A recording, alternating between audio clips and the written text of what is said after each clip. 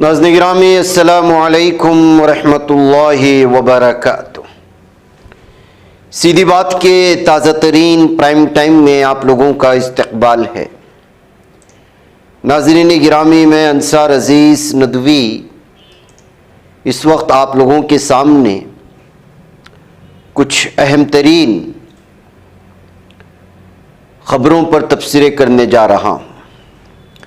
तफसीलात में जाऊँ उससे पहले आप लोगों से जो दरख्वास्त होती है उस पर तवज्जो करने की अपील करूँगा। नाज़रीन गिरामी, क्या आप जानते हैं इस वक्त भारत में किस चीज़ को लेकर के हंगामे हैं? अगर आप ख़बरें देख रहे हैं, सोशल मीडिया में एक्टिव हैं और मेन स्ट्रीम मीडिया में डिबेट की उन्वानात देख रहे हैं, तो उसका एक ही उन्वान है UGC, जिसका फुल फॉर्म है यूनिवर्सिटी ग्रांट्स कमीशन। आला तालीमी इदारों में मसावात के ज़वाबित 2026। इसके ख़िलाफ़ एहतिजाजात इस वक्त भारत में जिस तेज़ी के साथ बढ़ते जा रहे हैं, उसको देखकर के आप ये समझ रहे होंगे कि शायद ये जो है तमाम लोगों के लिए बनाए गए हैं। लेकिन साफ और वाज़े अल्फाजों में आपको बताऊं तो इस वक्त जो PM मोदी के पुतले जला रहे हैं, BJP के दफ्तरों के सामने जो एहतिजाज कर रहे हैं, ये वही लोग हैं जो आज से 8 दिन पहले मुसलमानों को गालियां देते थे। ये वही लोग हैं जब वक्फ बोर्ड की बिल लाई गई तो खुशी से जो है जश्न मना रहे थे। ये वही लोग हैं जब मुसलमानों के ख़िलाफ़ कोई भी कानून बनता है और उसकी कोई मुखालिफत करते हैं, किसान के तय कोई उनके ख़िलाफ़ कोई बिल लाई जाती है और उसके कोई मुखालिफत करते हैं, तो जिनको गद्दार वतन कहते थे, आज आँच इनके घर में आई है। तो ये जिसको मोदी मोदी कहकर के सुबह से शाम तक नारे लगाते थे, आज उसी के मुर्दाबाद के नारे लगा रहे हैं, रास्तों पर आ चुके हैं। जो लोग हिंदू राष्ट्र का ख्वाब देखते थे, वो हिंदू राष्ट्र का ख्वाब इस वक्त तितर बितर होता हुआ नजर आ रहा है। पता है क्यों? यूनिवर्सिटी ग्रांट्स कमीशन के आला तालीमी इदारों में मसावात के ज़वाबित का जो बिल लाया गया है 2026, ये असल में ये गवाही देता है कि जो आला तालीमी इदारों में पिछड़े तबक़ात, दलितों, OBC, ST के ख़िलाफ़ जो जुल्म ज़ियादतियाँ हुई, हरासानियाँ हुई, वो 118% ज़्यादा दर्ज की गई थी, जिसकी जो है पेश किए जाने के बाद इस आला तालीमी इदारों में होने वाली ज़ात बरादरी की ऊंच नीच को ख़त्म करने के लिए और उनको उन्हीं के मुताबिक हक़ मिलने के लिए जो है आरक्षण के तौर पर इस बिल को लाया गया। तो मिर्ची लगी तो सुवर्णों को, जो अपने आप को बड़े ज़ात के और बड़े तबके के कहते हैं। और इस वक्त जो सारा कुछ ड्रामा हो रहा है, एहतिजाजात देख रहे हैं, ये उन्हीं की जानिब से एहतिजाजात जारी हैं। उनको ऐसा महसूस हो रहा है कि उनके हुकूक को छीन लिया जा रहा है। हकीकत यह है कि उनके हुकूक इसमें शामिल हैं और OBC, SC, ST को जो है उनके हुकूक दिए जा रहे हैं। जो लोग चीखते चिल्लाते थे कि दलित बरादरी भी हमारी है, हम सब हिंदू हैं, हमको हिंदू राष्ट्र बनाना है, एक छोटे से मामले में अब बरादरियों में बट गए हैं और सुवर्णों की जो हकीकत लोगों के सामने आ चुकी है। ये कहते हुए इस वक्त कई हमारे OBC बरादरी के, SC, ST के बरादरी के लीडरान इनकी इस मुखालिफत की मुखालिफत कर रहे हैं और कह रहे हैं कि दूसरों के खिलाफ जुल्म की बिल बनते हैं तो नाचते हैं, मुखालिफत करने पर उनको कहते हैं कि पाकिस्तान चले जाओ और उनको कहते हैं कि आप गद्दार वतन हो। कोई मोदी की मुखालिफत करता है तो गद्दार वतन है, बीजेपी की मुखालिफत करता है तो गद्दार वतन है, बीजेपी मरकजी हुकूमत की जानिब से लाए जाने वाले बिल की मुखालिफत करते हैं तो गद्दार वतन है। आज मोदी के लाए गए, मरकजी हुकूमत के लाए गए बिल के खिलाफ खुद ये लोग एहतिजाज कर रहे हैं, तो फिर इनसे सवाल करना बनता है कि क्या आप भी गद्दार वतन हो? प्रयागराज में साधु संतों की मुदाखलत ने इस मामले को महज तालीमी पॉलिसी के दायरे से निकालकर समाजी तशवीश में बदल दिया है। स्वामी अभिमुक्तेश्वर आनंद ने यूजीसी के जवाबित को जातों के दरमियान टकराव का सबब करार देते हुए कहा कि कोई भी जात पैदाइशी तौर पर न जालिम होती है और ना ही मुकम्मल तौर पर इंसाफ पसंद। उनके मुताबिक नए जवाबित एक जात को दूसरी जात के खिलाफ खड़ा करने का रास्ता हमवार कर सकते हैं, जिससे समाजी हम आहंगी को शदीद नुकसान पहुंचने का अंदेशा है। उन्होंने हुकूमत से फौरी तौर पर इन जवाबित को वापस लेने का मुतालबा किया। जब उन्होंने इसका मुखालिफत की तो जाहिर सी बात है योगी बीजेपी हुकूमत में है, तो उन्होंने उनके स्वामी शंकराचार्य होने की उस पद पर ही एतराज जता दिया। तब से टकराव शुरू हुआ। अब ये टकराव शुरू होते होते सड़कों पर ला खड़ा कर दिया है सुवर्णों को, जो अपने आप को आला जात का समाज समझते हैं।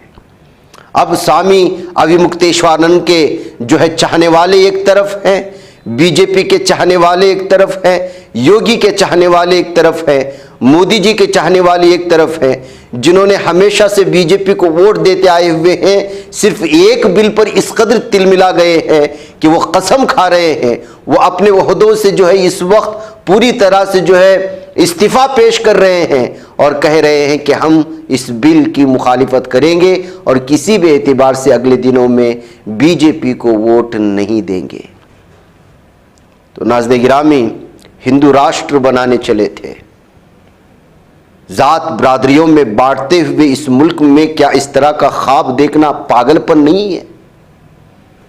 और उसके लिए खुली मिसाल यह है इस वक्त जो रास्तों पर आपको नजर आ रहे हैं। कितने ऐसी वीडियोस हैं जो इस वक्त मेरी स्क्रीन पर बदल रहे होंगे। इस वक्त मुल्क के मुख्तलिफ इलाकों में होने वाले गुज़िश्ता 2 दिनों के एहतिजाजात की तस्वीरें हैं। सब के सब जो है इस वक्त उस बिल के खिलाफ एहतिजाज कर रहे हैं। तो जाहिर सी बात है कि यूजीसी के नए जवाबित के खिलाफ लखनऊ और दिल्ली में तलबा का जो एहतिजाज आया, लोग कह रहे हैं कि हुकूमत पर दबाव बन रहा है, लेकिन हकीकत यह है कि इस वक्त हुकूमत 2 चीज़ों में फंस करके रह गई है। मैं वज़ीर तालीम का वो बयान जो इस वक्त सामने आया सुनाऊंगा, उससे पहले मैं आपको साफ और वाज़ेह तौर पर कह दूं कि बीजेपी किस तरह फंस गई है। जो लोग इसकी मुखालिफत कर रहे हैं वो हमेशा से बीजेपी को वोट करने वाले हैं, कुछ भी हो मोदी भक्त माने जाते थे वो। अगर इस बिल को वापस ले लिया तो समझिए कि भारत के 85% लोगों की मुखालिफत में जो है बीजेपी हुकूमत सामने आ जाएगी, यानी उनको सामना करना पड़ेगा। एक तरफ 85% मुख्तलिफ जात बरादरियों में और मजहबों में बटे हुए वो लोग हैं जो ओबीसी में शामिल होते हैं, जो जनरल कोटे में आते हैं, जो एसटी में आते हैं और एससी में आते हैं, पिछड़े तबकात में आते हैं, कबाइलियों में आते हैं, और दूसरी जानिब एक तबका खड़ा हुआ है जो 15 या 10% माना जाता है, जो अपने आप को स्वर्ण कहता है, और वो स्वर्ण ही इस बिल की मुखालिफत में आया हुआ है, जिनके पीछे कई सारे जो है वो पुजारी भी हैं और मुख्तलिफ किस्म के धर्म गुरु जिनको माना जाता है। अब सूरत हाल ये है कि बिल लाए जाने के बाद बीजेपी की दुर्गत ऐसी है कि जो है काटा खाए ना बने निगले ना बने। वापस लेंगे तो 85% लोगों की मुखालिफत, वापस नहीं लेंगे तो जो हमेशा बीजेपी के वोटर रहे हैं उनकी मुखालिफत, और जो हलफ उठा रहे हैं, कसम खा रहे हैं, मोदी के खिलाफ नारे लगाए, जो जय जयकार लगते थे, आज वही लोग अपने ही दफ्तरों के सामने, बीजेपी के दफ्तरों के सामने जो है पीएम मोदी के, अमित शाह के, वजीर तालीम के झंडे जला रहे हैं, उनके पुतले जला रहे हैं। यूजीसी के दफ्तर के बाहर जमा होकर नारेबाजियां हो रही हैं। तो जाहिर सी बात है नाज़रीन गिरामी, इसे सियाह कानून बताया जा रहा है। वक्फ कानून को मुसलमानों ने सियाह बताया तो गद्दार वतन ठहराए गए।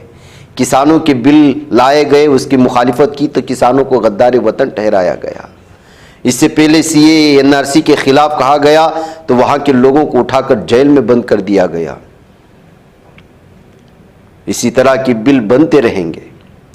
अब जाहिर सी बात है, ये बात मैं वाज़े तौर पर हमेशा से जो आपके सामने खड़ा मैं ये बात रखा हुआ हूँ कि भारत के जो हालात मुसलमानों को लेकर के, अक़लियतों को लेकर के जो जुल्म सितम की कहानियाँ सामने आती हैं, ऐसे में जाहिर सी बात है कि इन लोगों के अपने कुछ जो है मंसूबे हो रहे होते हैं और अल्लाह अपनी जानिब से कोई मंसूबा कर रहा होता है।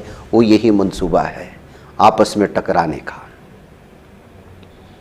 जो लोग हिंदू राष्ट्र की और मुसलमानों के खिलाफ लगातार जो एहतिजाजात करते हुए नाच रहे थे, जश्न मना रहे थे, मस्जिदों के सामने आ जाते थे, और अब देखिए वो खुद जो है ये छोटी सी बिल लाने के बाद रास्ते पर निकल आए हैं और अपनी हुकूमत के ख़िलाफ़ जो है नारे लगा रहे हैं और उसी शख्स के ख़िलाफ़ नारे लगा रहे हैं जिसको भगवान का अवतार भी मानते हैं बाज़ लोग। तो ये सूरत हाल है नाज़रीन गिरामी।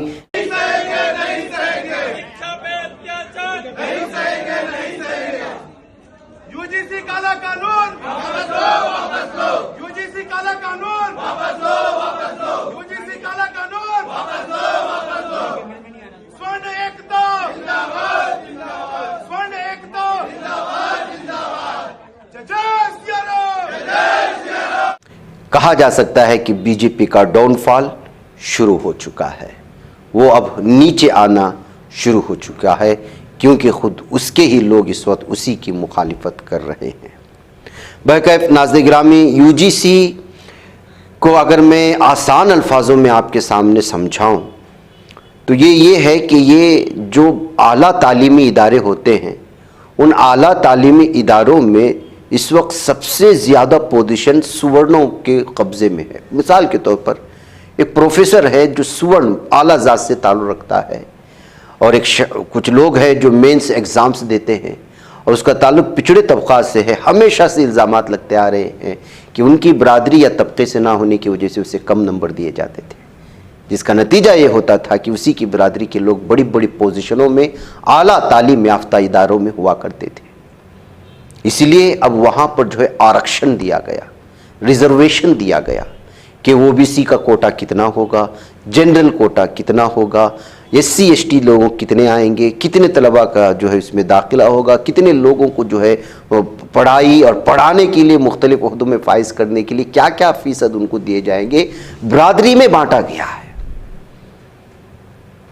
ताकि किसी भी तरह की नाइंसाफ़ी किसी के साथ ना हो। तो जाहिर सी बात है कि सुवर्ण जो है इसका गलत फ़ायदा उठा रहे थे पहले से, उनको जो है लग गई इस वक्त कि सबको किस तरह आरक्षण दिया जाता है, क्यों आप बांट रहे हैं। जो लोग दलित बरादरियों को अपने में कहते थे कि नहीं ये हिंदू हैं, अब उनको वो लोग हिंदू नजर क्यों नहीं आते? अब क्यों है जात पात पर इस तरह चीजें पेश कर रहे हैं, इस तरह कहते हुए इस पर अलग अलग तरह के ऑब्जेक्शंस हैं और ये सिलसिला चलेगा और बहुत दूर तक चलेगा, इसलिए कि पुजारी भी मुखालिफ हो चुके हैं, बाज़ हुकूमत के, बाज़ किसी की हिमायत में आए हैं, किसी की हिमायत की मुखालिफत में खड़े हुए हैं। बहुत सारी चीज़ें हैं और ये तमाशा आप जो है मेन स्ट्रीम मीडिया में देखते रहेंगे। बहरकैफ नाज़रीन गिरामी, तेलंगाना में म्यूनसिपल इंतखाब का ऐलान हो चुका है। आपको मालूम होना चाहिए कि मुख्तलिफ़ रियासतों में बल्दिया म्यूनसिपल के इलेक्शंस और जो है पंचायत इलेक्शंस वगैरह होने बाकी हैं। तो अब जो है महाराष्ट्र में हावी हुआ था, अब तेलंगाना स्टेट इलेक्शन कमीशन ने रियासत भर में बल्दियाती इंतखाबात की शेड्यूल का ऐलान कर दिया है। कर्नाटक में भी मई के महीने में, मई 25 के महीने में जो इसके इंतखाबात की बात सामने आ रही है। बहरकैफ तेलंगाना में म्यूनसिपल इंतखाबात का जो बाज़ाब्ता ऐलान किया गया है उसमें जो है 13 फरवरी को नताइज का ऐलान होगा, 11 फरवरी को वोटिंग होगी और एक ही मरहले में तमाम इंतखाबात एक ही मरहले में कराए जाने की बात भी सामने आई है। उधर नाज़रीन गिरामी, ब्राज़ील के सदर लोला दी सिल्वा ने अमेरिका के सदर डोनाल्ड ट्रंप से फ़िलिस्तीन को भी अमन बोर्ड में शामिल करने और इस बोर्ड की तवज्जो को गाज़ा तक महदूद रखने का मुतालबा किया है। ब्राज़ील सदारती दफ्तर के मुताबिक दोनों सदूर ने बरोज़ सोमवार टेलीफोनिक मुलाकात की और मज़ीद बातचीत के लिए वाशिंगटन में मुलाकात पर इत्तेफाक किया है। 50 मिनट पर मुहित मुज़ाकरात में लोला ने सदर ट्रंप से दरख्वास्त की है कि अमन बोर्ड के गाज़ा तक महदूद रखा जाए और उसकी रुकनीत में फ़िलिस्तीन के लिए भी एक नशिश शामिल किया जाए। इस बात का उन्होंने जो है मुतालबा रखने की बात सामने आई है। नाज़रीन गिरामी, मैंने आज सुबह नेपाल से आई हुई इमाम पर जो हमला होने की बात कही थी, वो एक वीडियो रखी थी। उसी इलाके में क्या कुछ हुआ था, इस वीडियो को देखने के बाद अंदाज़ा होगा कि पुलिस होने के बावजूद, फौज होने के बावजूद हिंदुत्व के दरिंदों ने लगभग 2 से 3 घंटे तक मस्जिद के सामने हंगामा आराइयाँ की थी, पटाखे जलाए थे, मुसलमानों के ख़िलाफ़ जो है नारेबाजी की थी और मुख्तलिफ़ किस्म से हरासा करने की कोशिश की थी, मस्जिदों में दाखिल होने की कोशिशें हुई और तब जाकर के जो है ये टकराव की सूरत हाल नहीं बनी। लेकिन इसके बावजूद देखिए आप एक मस्जिद के सामने किस तरह से ये सारा कुछ हंगामा इस वक्त हिंदुत्व के दरिंदे मज़हब के नाम पर कर रहे हैं, कहते हुए इस वीडियो को भी इस वक्त जो नेपाल के एक इलाके से आई है, जनकपुर धानुषा कहा जाता है नेपाल में, ये दरअसल सरस्वती नामी एक जुलूस निकाला जा रहा था, सेरेमनी थी उनकी, तो उस वक्त जो है ये सारा हंगामा करने की कोशिशें हुई हैं। बहरकैफ नाज़रीन गिरामी, इस वक्त जो है आपको मैं जो वज़ीर तालीम है मुल्क के, उन्होंने इस सिलसिले में क्या बयान दिया है आरक्षण को लेकर के, IUGC को लेकर के, आप इसको सुनने पर भी शायद आपको पूरी तरह से खुलासा हो जाएगा। आप इसको सुने, मुझे इजाज़त दें। अस्सलाम वालेकुम रहमतुल्लाह। तरीके से लोग समझ नहीं रहे या फिर विवाद बनाया जा रहा है? देखिए, इसमें मैं एक बात बहुत विनम्रता से आश्वस्त करना चाहता हूं, किसी को उत्पीड़न होने नहीं दिया जाए, कोई भेदभाव नहीं होगा, कोई डिस्क्रिमिनेशन के नाम पे किसी को भी मिसयूज करने का अधिकार नहीं रहेगा। इसमें UGC हो, भारत सरकार हो या राज्य सरकार हो, इसकी दायित्व रहेगी। मैं आश्वस्त करता हूं, उसको जो व्यवस्था हुई है, भारत की कुछ भी व्यवस्था हो, संविधान की परिधि के अंदर होगा। और ये जो विषय आई है, ये तो सुप्रीम कोर्ट की निगरानी में व्यवस्था है। इसमें आश्वस्त मैं फील करना चाहता हूं, कोई भी